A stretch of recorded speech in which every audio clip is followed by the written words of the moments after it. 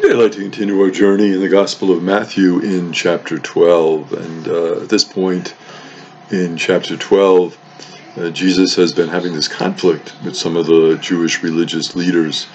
And they're really accusing him of all sorts of different things. And Jesus has said, if you want to really follow God, we will know that you are a true follower of God by the fruits of your life. And so that is the key thing. What fruits have you demonstrated in your life? And so Jesus now is in a little bit of a different situation as we get into verse 38. Some of the scribes and the Pharisees come to Jesus and they say to him, "Teacher, we wish to see a sign from you." And so what they're looking for from Jesus is a sign, something that will truly prove that he is who he says he is. And it's funny here, when you think of it, they're asking for signs, and think of all the signs Jesus has given them already. I mean, you think of all the curings and the healings that Jesus has done, and blind and deaf, and you say to yourself, what more do you want? What more evidence? It's like someone who's given you all this evidence. A basketball player who scored, 50 points, 10 games in a row, and you're like, show me your best game. So Jesus has done tremendous things, and to demand a sign at this point, you kind of take a step back and say, really, what's this about? And of course, it's very interesting that they're using the word teacher to address Jesus. When used by the opponents of Jesus in Matthew, it reveals really an inadequate understanding of who Jesus is. So they're saying, teacher, yes, teacher in a certain sense. Jesus has certainly been giving teachings, but Jesus is much more than just a teacher because of the signs that he has done already. So when they call him a teacher, it's like, are they really truly respecting him? And of course, they're calling him a teacher, but yet they're questioning his teachings. And they're calling him a teacher, and yet his background would belie that. I mean, he hadn't done any formal apprenticeship with any rabbis. He comes from Galilee in the north. He's not around the schools in Jerusalem that much. So again, calling him a teacher, you wonder, really what are they about when they're calling Jesus a teacher? Sign, though, is an interesting term. They say we want a sign. Well, what do they mean by this sign concept? Sign in the Hebrew Scriptures. So they're coming from the context, of course, of the Hebrew Scriptures, which were the only Scriptures in the time of Jesus. The sign, when you look at it in terms of the Hebrew Scriptures, is an extraordinary or a paradoxical event that manifests the present activity of God. So this is something that is unusual, and it's something that really speaks about God and God's presence. So sign has a special meaning, and of course, if you look at the Hebrew Scriptures, the signs that God did for the people were truly amazing.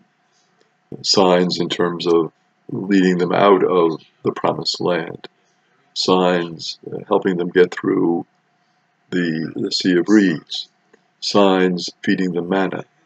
Signs feeding them quail. Signs getting them water in the desert. All of these were extraordinary indications of the presence of God. So what they're asking for here from Jesus is a little bit more in terms of, Jesus, are you really pointing us towards God?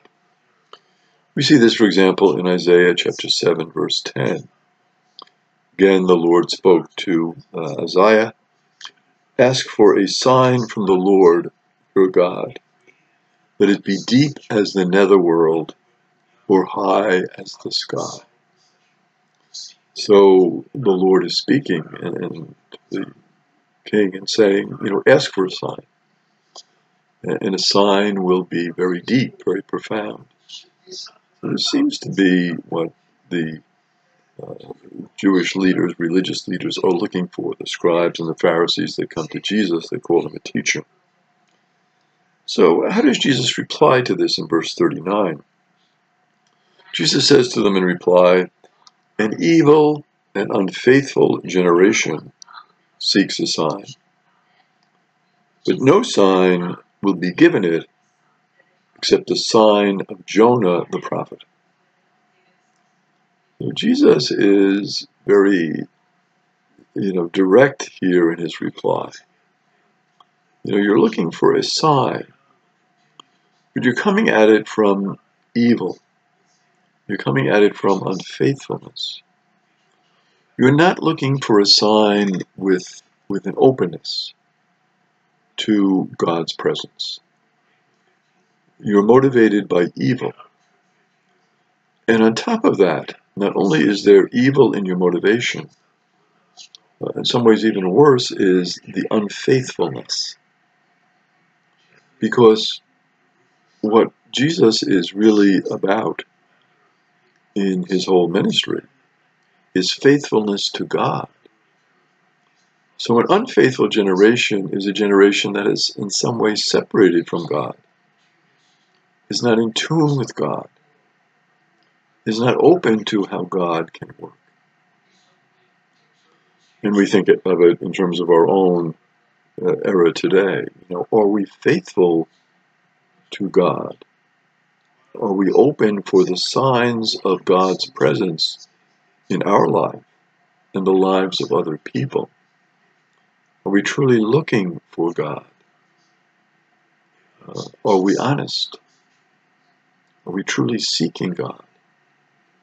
This seems to be what Jesus is indicating here. There's evil certainly in this generation, because the evil had been that a lot of these religious leaders are just seeking their own status. They're seeking their own wealth, and they're ignoring those who are the poor and the needy. It's like in our own religious tradition, Pope Francis saying to the Archbishop who was redoing his residence, and he put in a golden bathtub, and Francis is saying, "Wait a minute, this is not of God. This is not what we should be doing. This is, we're supposed to help the poor. We're not supposed to put in, gold fixtures and all this one, when we redo a residence. I mean, we have to be living in the same style as the people that we're ministering to. We can't be living like a life of luxury while people are literally starving to death. This is not what Jesus wants." So there is evil in this generation, and Jesus is pointing that out, but even more, it is an unfaithful generation. So Jesus says no sign will be given except the sign of Jonah the prophet. It's interesting, Jesus is not saying that there's no sign that's going to be given. There will be a sign, but it will be the sign of Jonah. And why is Jesus refusing their request for a sign? Well, they've already said that he's done exorcisms by the power of the devil. So Jesus has done this curing. He's done this profound sign. He's driven the devil out. And yet they're saying, well, you did that by the power of the devil. So no matter what sign Jesus would do with that type of mindset, they would not be open. They would be attributing it to some other power, and not to the power of God working in and through and with Jesus. So no matter what sign Jesus does, will they truly believe? Again, because, as Jesus says here, they are unfaithful. Now, what does Jesus mean by unfaithful? Well, the literal translation would be an adulteress. They are literally committing adultery. So sacred is the relationship between God and the people of God that Jesus uses this intimate term for marriage. What happens in a marriage when one of the partners commits adultery. It can be extremely destructive. How can I trust my partner if they've committed adultery? How can I give myself completely and totally to another person in the act of marriage, in the common life of marriage, in the sharing of marriage?